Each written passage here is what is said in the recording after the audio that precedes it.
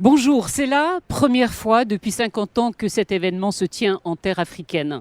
Les assemblées annuelles du Fonds monétaire international et de la Banque mondiale. Un rendez-vous économique planétaire. Le focus sera mis sur l'Afrique, mais aussi sur les enjeux de la relance économique, les défis à court et long terme. Durant ces assemblées, l'accent sera mis également sur les perspectives des marchés émergents et des économies en développement, les opportunités de la jeunesse africaine. Ce rendez-vous d'envergure rassemblera les délégués des 190 pays membres du FMI et de la Banque mondiale, dont les dirigeants du secteur public, Banque centrale, ministère des Finances et du développement parlementaire et du secteur privé, ainsi que des représentants d'organisations de la société civile.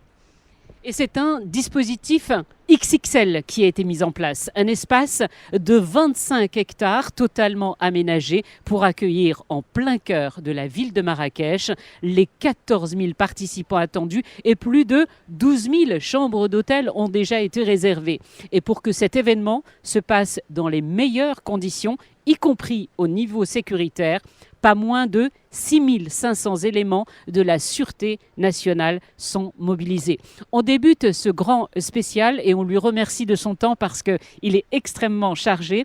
Le grand spécial avec la ministre de l'économie et des finances, Madame Nadia Ftahalaoui. Bonjour. Bonjour, merci pour l'invitation. Merci à vous. C'est un marathon pour vous qui dure depuis déjà quelques mois. Il s'achève aujourd'hui.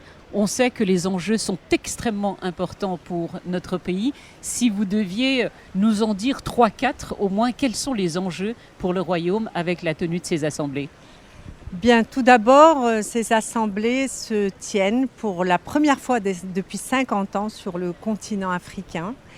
Et notre pays a joui d'une confiance pour pouvoir être, on va dire, le représentant de ce continent dynamique.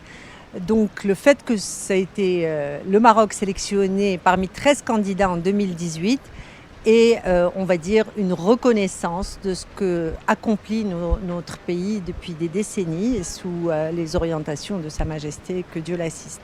Évidemment, elles se tiennent un mois après une tragédie, une catastrophe naturelle, le séisme d'El Haouz. Et là, c'est une épreuve évidemment humaine, avant et après tout, mais c'était l'occasion d'avoir à nouveau un témoignage fort des institutions financières de Bretton Woods, mais de toute la communauté internationale, qui d'abord a été solidaire avec nous dans cette épreuve, mais ensuite s'est assuré que le Maroc sait faire face aux crises, mais sait tenir ses engagements et continuer à regarder vers le futur. Alors, parmi les grands rendez-vous, il va se passer beaucoup de choses durant cette semaine, qui sera un marathon également pour les médias, puisque beaucoup ont fait le déplacement et du monde entier, c'est important de le signaler. Beaucoup d'événements vont se tenir, mais notamment, on n'en a pas encore entendu parler, ce sont ces side events organisés par le Maroc et avec un volet scientifique. De quoi s'agit-il ? Eh bien, nous avons, pour réussir cet événement, je l'espère, mis en place un comité scientifique qui a travaillé quasiment une année sous la présidence de M. Abdeltif Jouahri, avec beaucoup de parties prenantes et toutes les forces vives du Maroc. Et nous sommes arrivés avec un consensus sur au moins 5 événements qui nous sont propres et qui se tiennent à l'intérieur du campus pour balayer l'ensemble des thématiques qui concernent le Maroc, mais que nous partageons avec le continent et le monde. Ça va du changement climatique à la croissance inclusive, à l'inclusion financière, mais également des sujets sur le contrôle financier avec la présence de la Cour des comptes. Pour ces panels, nous aurons bien entendu la voix du Maroc, mais également des invités de renom, et je vous laisserai les découvrir, qui porteront la voix de ce Global South dont on parle, qui a besoin d'exprimer la dynamique d'une jeunesse, l'espoir dans un monde meilleur.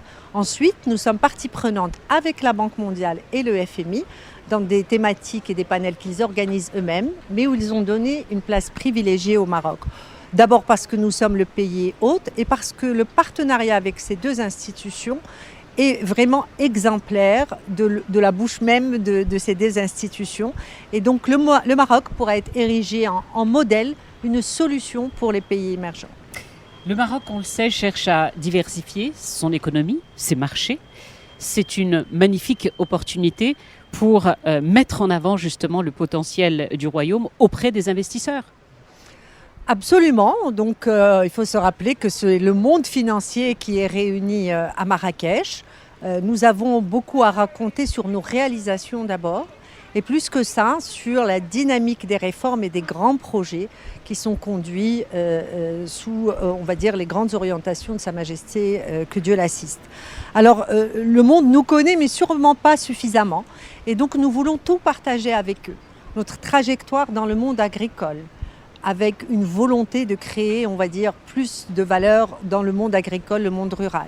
Notre stratégie industrielle, on est très fiers de ce que nous avons réalisé, mais ce qu'on a fait dans le secteur automobile ou le secteur aéronautique peut être dupliqué dans bien d'autres.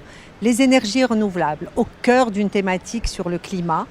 Notre pays a été, on va dire, visionnaire grâce à Sa Majesté. Il est temps d'accélérer. Les offres d'hydrogène vert de toutes les énergies renouvelables sont là, elles seront explicitées.